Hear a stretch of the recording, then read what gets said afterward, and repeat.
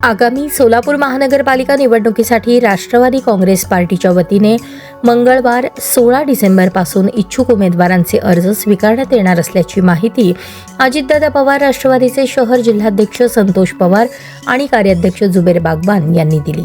राष्ट्रवादीचे राष्ट्रीय अध्यक्ष अजितदादा पवार, प्रदेशाध्यक्ष सुनील तटकरे, सोलापूरचे संपर्क मंत्री दत्तात्रय भरणे, सहसंपर्क मंत्री अण्णा बनसोडे यांच्या आदेशान्वये आगामी सोलापूर महानगरपालिका निवडणुकीची तयारी जोमाने सुरू आहे. सहसंपर्क मंत्री अण्णा बनसोडे यांचा नुकताच 3 दिवसांचा सोलापूर दौरा झाला आहे. नागपूर येथे सोलापूर शहरातील पाणी प्रश्न आणि विविध समस्यांवर बैठक आयोजित करून त्या संदर्भात मध्यरात्री 12 ते पहाटे 4 पर्यंत पिण्याचा पाणी पुरवठा बंद करण्याच्या सूचना देऊन त्यावर अंमलबजावणी करण्यात आली. सोलापूर शहरात राष्ट्रवादी काँग्रेस पक्ष सर्व 102 जागांवर उमेदवार उभे करणार असून अबकी बार 75 पारचा नारा सहसंपर्क मंत्री अण्णासाहेब बनसोडे यांनी सर्व पदाधिकाऱ्यांच्या उपस्थितीत दिला होता. अण्णा बनसोडे यांच्या प्रमुख उपस्थितीत नुकताच अनेक मान्यवरांनी पक्षात प्रवेश केला.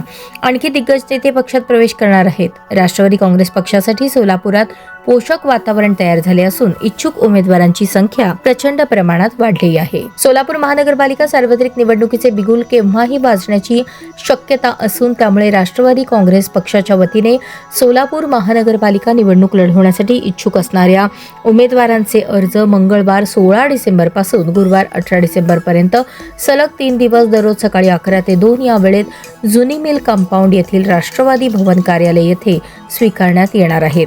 यावेळी राष्ट्रवादीचे सर्व ज्येष्ठ नेते, प्रदेश पदाधिकारी उपस्थित राहणार आहेत. महानगरपालिका निवडणुकीच्या अनुषंगाने राष्ट्रवादीसाठी सकारात्मक वातावरण दिसून येत असून राष्ट्रीय अध्यक्ष अजित पवार, प्रदेशाध्यक्ष सुनील तटकरे, संपर्क मंत्री दत्तात्रय भरणे यांच्यासह संपर्क मंत्री अण्णासाहेब बनसोडे यांनी निवडणुकीच्या अनुषंगाने तयारीला लागण्याच्या सूचना दिल्या आहेत, असेही जिल्हाध्यक्ष संतोष पवार आणि कार्याध्यक्ष जुबेर बागवान यांनी सांगितले. इच्छुक उमेदवारांचे अर्ज स्वीकारल्यानंतर वरिष्ठांच्या आदेशाने इच्छुक उमेदवारांसाठी मुलाखतीची तारीख, वेळ आणि ठिकाण ठरवण्यात येईल, असेही जिल्हाध्यक्ष पवार आणि कार्याध्यक्ष बागवान यांनी सांगितले.